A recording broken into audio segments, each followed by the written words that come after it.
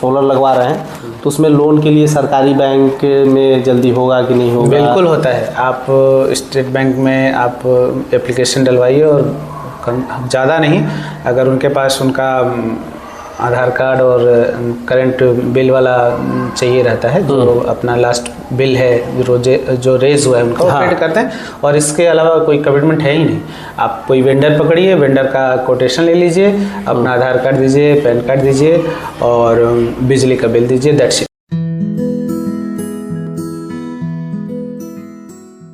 नमस्कार, Anya green energy के YouTube channel में आप सभी का स्वागत है। मैं हूं सुनील सिंह। अभी हम मौजूद हैं रामनगर में।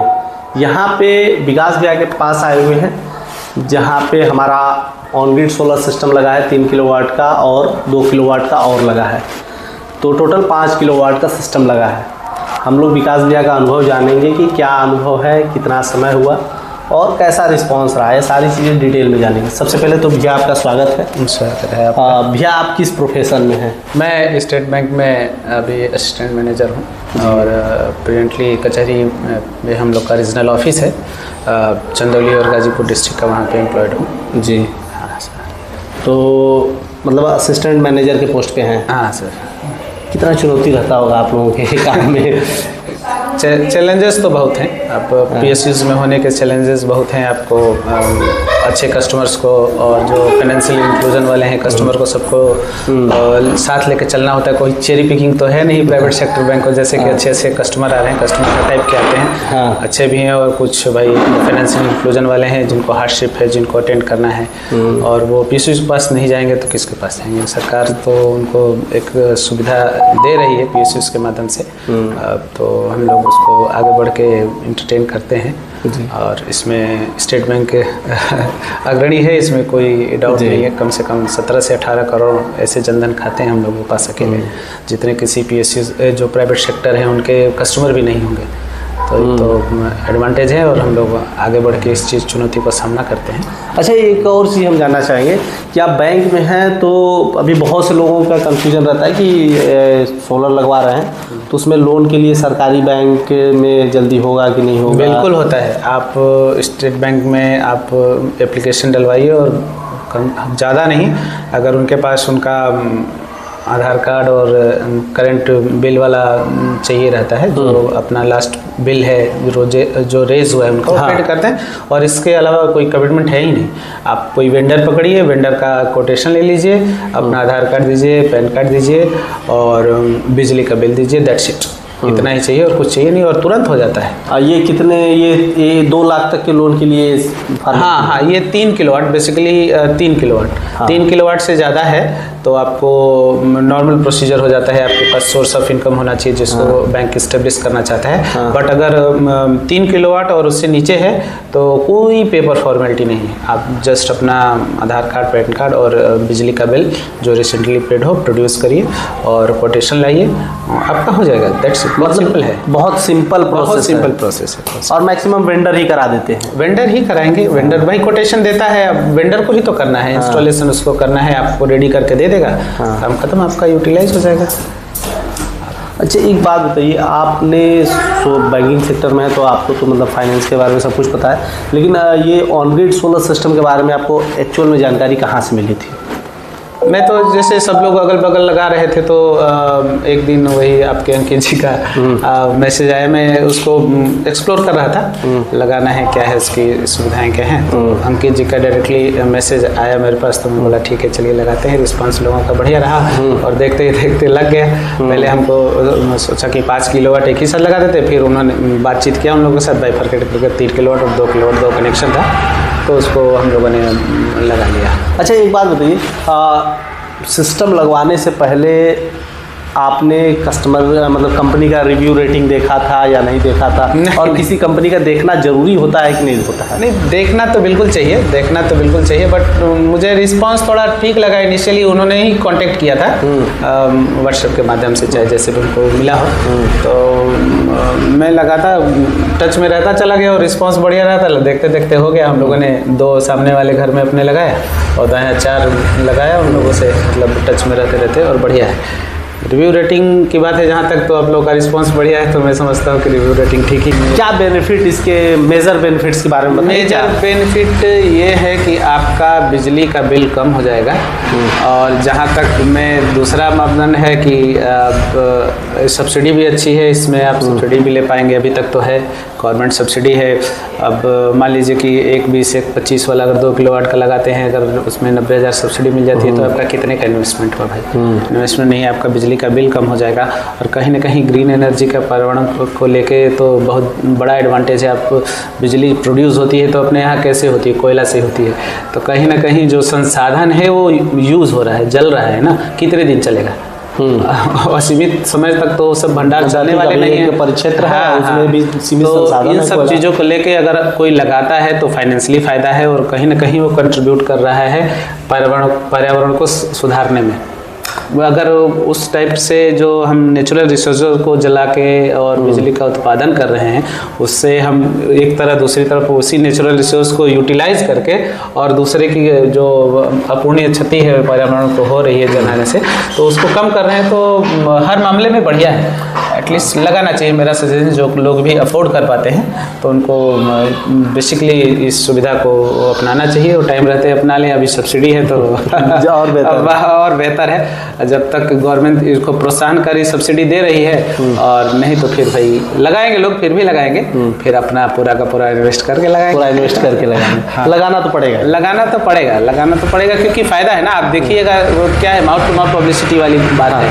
हम लगा रहे हैं, हम देख रहे हैं, जैसे मेरा 2 किलोवाट का ऊपर है तो उसमें बिल आना ही लगभग बंद हो गया। 3 किलोवाट में नीचे है तो एसी उसी चलता है, ऊपर नहीं चलता है। तो ऊपर यूनिट पॉजिटिव में अभी से, हाँ, तो उसका बिल नहीं आना है। जो बेसिक चार्जेस हैं वही पे करना पड़ता है, 170 जो भी लगता है। हाँ। और ऊपर का तो कोई चार्ज नहीं है। नीचे वाले में चलता था एसी, तो अपना तो यूटिलाइज भी होता है एक्सटेंसिवली।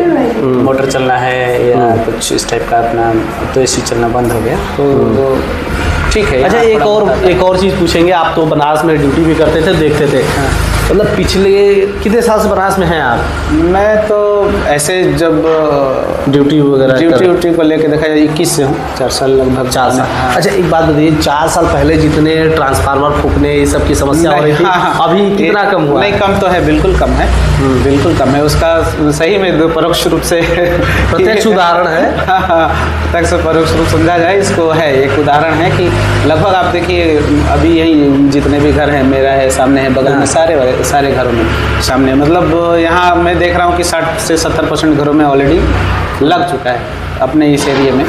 तो बहुत अच्छा है, लोगों को फायदा तो लग रहा है, कहीं ना कहीं उनको एडवांटेज लग रहा है। लोड नहीं जा रहा है ट्रांसफार्मर पे। हाँ, नहीं, बढ़िया है, सबके लिए बढ़िया है। हाँ। तो इसको आगे अगर अफोर्ड कर पाते हैं लोग तो पक्का इंस्टॉल कराना चाहिए, अच्छी चीज़ है। अच्छा, अब हमने ऑन ग्रिड सिस्टम के बारे में बात की है और बेनिफिट्स के बारे में बात करी। अब बात करते हैं कंपनी के बारे में। पहले तो आपने कहा कि डायरेक्टली फ़ोन कॉल आया था तो आपको पता चला। पता चलने के बाद जब आपने कंसिडर किया तो कैसा रिस्पांस रहा वहाँ के इंजीनियर्स वगैरह, और सारी चीज़ों में क्या आपको समझ में आया? रिस्पांस बढ़िया रहा। जैसे मैं ही बताऊँ तो मैं तो ऑफिस में ही रहता हूँ, मेरे पास तो ऐसे सैटरडे संडे के अलावा समय है नहीं भाई, और वो भी second Saturday, fourth Saturday, otherwise Sunday ही संडे टाइम। तो मैं कभी प्रेजेंटली इंस्टॉलेशन के टाइम पे भी यहाँ मौजूद नहीं रहा। तो सामान आया, लग भी गया, ओनली पेमेंट करना है। जिन लोगों के साथ लाइजन में रहा, टच में रहा, अंकित जी हैं और एक कोई उनका नाम मैं भूल रहा हूँ, दोबारा रिपीट कर रहा हूँ इस बात को, तो मुझे तो कोई प्रॉब्लम नहीं हुआ। और 2 यहाँ ग्रिड लगे और 2 सामने लगे, और दोनों टाइम पे भी कोई मतलब घर पे नहीं, वो भी अपना ही घर है। तो 4 सिस्टम लगे हमारे यहाँ, और चारों टाइम पे मैं बोल रहा हूँ कि मैं प्रेजेंट नहीं रहा। तो लोगों का रिस्पांस अच्छा रहा, उन्होंने आगे बढ़ के रिस्पांस। अच्छा, आगे दोबारा जब वापस आए आप देखिए, हाँ, तो क्या लगा सिस्टम? कहीं अगल बगल का सिस्टम देखते हैं, अपना सिस्टम देखते हैं, क्या ऊंच नीच समझ में आया कुछ? नहीं, दूसरे के यहाँ तो मैं प्रैक्टिकली बताऊँ, मैं गया नहीं हूँ, बट फिर भी मैं जहाँ तक अपना देखता हूँ तो मैं संतुष्ट हूँ। हाँ। क्योंकि मुझे कभी भी अभी तक तो ऐसी कोई समस्या नहीं प्रतीत हुई कि कुछ उसमें ऑपरेशन पार्ट को लेकर दिक्कत है। हाँ, इंस्टॉलेशन पार्ट में जो ऑब्वियसली बाहर से दिखता है, तो मैं देख रहा हूँ जैसे सामने है तो वहाँ एक ही अर्थिंग है। प्रैक्टिकली जो मैं बाहर से और भी बता रहा हूँ, सामने लगा है उनमें एक अर्थिंग है, बगल में लगा है उनमें एक अर्थिंग है, लेकिन अपने यहाँ 3-3 अर्थिंग है। तो इस चीज़ का जैसे कहीं ना कहीं उन्होंने हो सकता है तीनों को एक ही में करके और कर दिया हो। अगर कहीं इंस्टॉलेशन पार्ट में है कि अर्थिंग 3 होनी चाहिए तो उन्होंने भी दिया होगा, बट उसको कहीं ना कहीं उन्होंने कॉम्प्रोमाइज़ किया है। तीनों में एक जगह तो कहीं किया होगा या तो एक ही दिया होगा। तो मैं जब देखता हूँ इन सब चीज़ों को तो लगता है कि ठीक है, अपना सिस्टम ठीक ठाक लगा है। हाँ, क्योंकि एक चीज़ तो बाहर से देखने से तो साफ दिखता है ना। अभी जैसे हमारे यहाँ या वहाँ 3-3 लगे हैं, बगल में मैं देख रहा हूँ 1, 2, 3 सिस्टम और लगे और सबके यहाँ सिंगल अर्थिंग है। सिंगल अर्थिंग है, मतलब उसमें भी तो कुछ सिंगल मुझे बाहर से एक ही दिख रहा है। हाँ बिल्कुल, कुछ न कुछ तो जो रॉड जा रहा है या वायरिंग है, जो केबलिंग है, कुछ न कुछ तो कॉस्ट है ना। और कॉस्ट होने के अलावा भी मैं ये समझता हूँ कि कहीं ना कहीं जो इंस्टॉलेशन पार्ट है उसमें इसको रिकमेंड किया गया होगा। ऐसा तो है नहीं कि अपने मन से कोई 3 लगा दे, 4 दे, चलो 1 लगा रहा है मैं 2 प्रोवाइड कर देता हूँ, ऐसा तो नहीं होना चाहिए और होगा भी नहीं।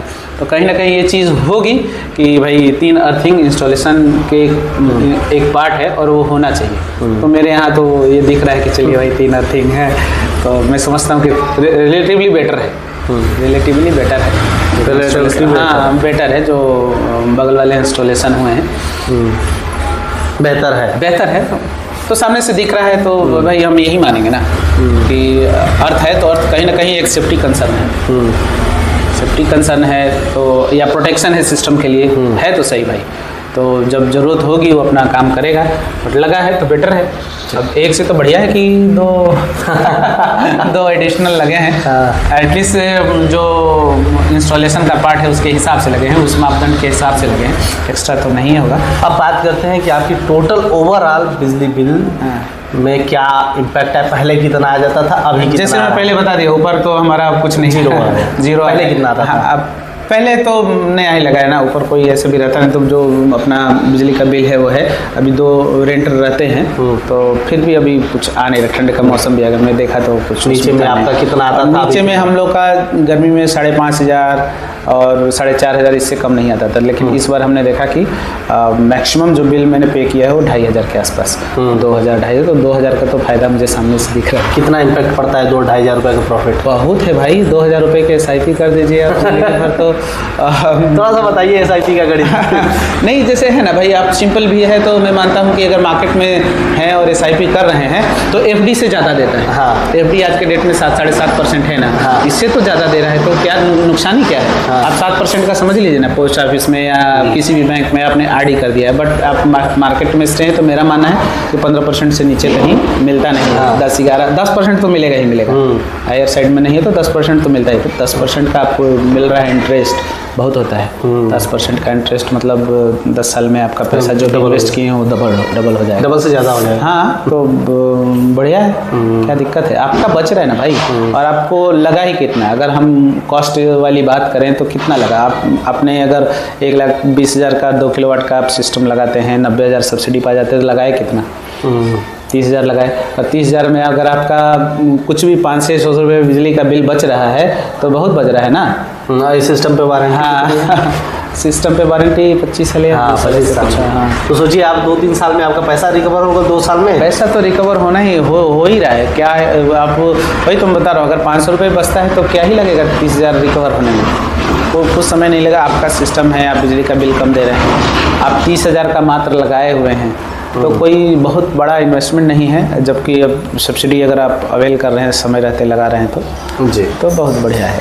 तो ये थे विकास भैया जिनका अनुभव हम लोगों ने लिया। साथ ही साथ अभी चल के हम आपको पूरा सिस्टम सेटअप दिखाते हैं कि कैसा ऑन ग्रिड का पूरा सेटअप होता है। अभी आप हमारे सामने जो देख रहे हैं on grid solar panel setup है। इसमें पैनल लगे हुए हैं 550 वाट के मोनो पर खापकट बाइफेशियल पैनल लगे हुए हैं। वहीं अगर स्ट्रक्चर की बात की जाए तो GI हार्ड डिप का यूज़ किया गया है। और वायरिंग आप देख सकते हैं कि कंडक्ट पाइप के थ्रू आई हुई है और टोटल वायरिंग इसी प्रकार से की गई, कोई भी वायर खुला हुआ नहीं देख सकते। दूसरी चीज़, पैनल से पैनल कनेक्ट करने के लिए MC4 का यूज़ किया गया है और आकाशीय बिजली से बचाने के लिए लाइटनिंग अरेस्टर का यूज़ किया गया है, ताकि बाय द वे आकाशीय बिजली गिरे तो आपके पैनल सेटअप को कोई भी नुकसान न हो सके। वहीं अगर इस साइड से देखेंगे तो अर्थिंग की पाइप निकाल दी गई है, जो कि नीचे जाके अर्थिंग हो जाती है। और यहाँ पे देख सकते हैं अर्थिंग किया गया है, जो कि अभी प्लास्टर कर दिया गया, जिसकी वजह से नहीं दिख रहा है। तो इस प्रकार से वहीं अगर आपको इन्वर्टर सेटअप दिखाएं तो चल के हम इन्वर्टर सेटअप दिखाते हैं, जिसमें एक साइड में DC-DB लगा है, दूसरे साइड में AC-DB लगा है। दोनों प्रोटेक्टिव डिवाइस है। बाय द वे आकाशीय बिजली गिरी उस कंडीशन में पैनल से जो DC करंट एक्स्ट्रा आ जाएगा उसमें DC SPD MCB लगी है, DC MCB, तो SPD डिस्ट्रॉय हो जाएगी, MCB गिर जाएगी और आपका इन्वर्टर प्रोटेक्ट हो जाएगा। वहीं इस साइड में AC-DB लगा हुआ है, तो AC-DB ग्रिड से कनेक्टेड होते हैं, कहीं लाइन फ्लक्चुएट करके ना उस कंडीशन में आपसे ग्रिड से जो भी पावर आएगी तो इसमें AC SPD AC MCB लगा है, SPD गिर डिस्ट्रॉय हो जाएगी, MCB गिर जाएगी, इन्वर्टर प्रोटेक्ट हो जाएगा। बीच में हमारा अन्य ग्रीन एनर्जी का इन्वर्टर है, जिसका काम होता है पैनल से बने DC करंट को AC करंट में कन्वर्ट करके आपके घर के लिए सप्लाई देना, और जो भी दिन के टाइम में आप एक्स्ट्रा बिजली यूज़ करते हैं वो नेट मीटर के थ्रू आपकी ग्रिड में चली जाती है, तो रात के समय में जब आप यूज़ करते हो तो वो बिजली बिल में कैलकुलेट होकर आता है। वही नीचे साइड में छोटा सा दिख रहा होगा, नीचे लगा है वाईफाई सिस्टम है, जिसके थ्रू आप मोबाइल एप्लीकेशन में देख सकते हैं किस टाइम पे कितना जनरेशन हुआ। तो अभी आपको हमने पूरा सिस्टम भी दिखाया, साथ साथ विकास भैया का अनुभव भी आपको मिल गया है, और इसी तरह की वीडियो हम आप तक पहुँचाते रहते हैं ताकि आपको एक्चुअल में जानकारी मिल सके। और इस वीडियो में तो खासकर बहुत अच्छी जानकारी मिली है, बैंक से रिलेटेड और SIP से रिलेटेड भी आपको जानकारी मिल गई है। तो हम उम्मीद करते हैं कि आप इन चीज़ों को कंसिडर करते हुए आप अपने यहाँ सेटअप जरूर लगाएंगे, और साथ ही साथ सेटअप लगवा रहे हैं तो कंपोनेंट के बारे में जरूर ध्यान दीजिए, क्योंकि किसी भी कंपनी से लगवाइए एक्चुअल सिस्टम कैसा होता है उसकी जानकारी यहाँ जरूर मिलेगी। तो इसी जानकारी के लिए वीडियो को लाइक करें, चैनल को सब्सक्राइब करें, ज़्यादा से ज़्यादा शेयर करें ताकि ज़्यादा लोगों तक पहुँच सके। धन्यवाद।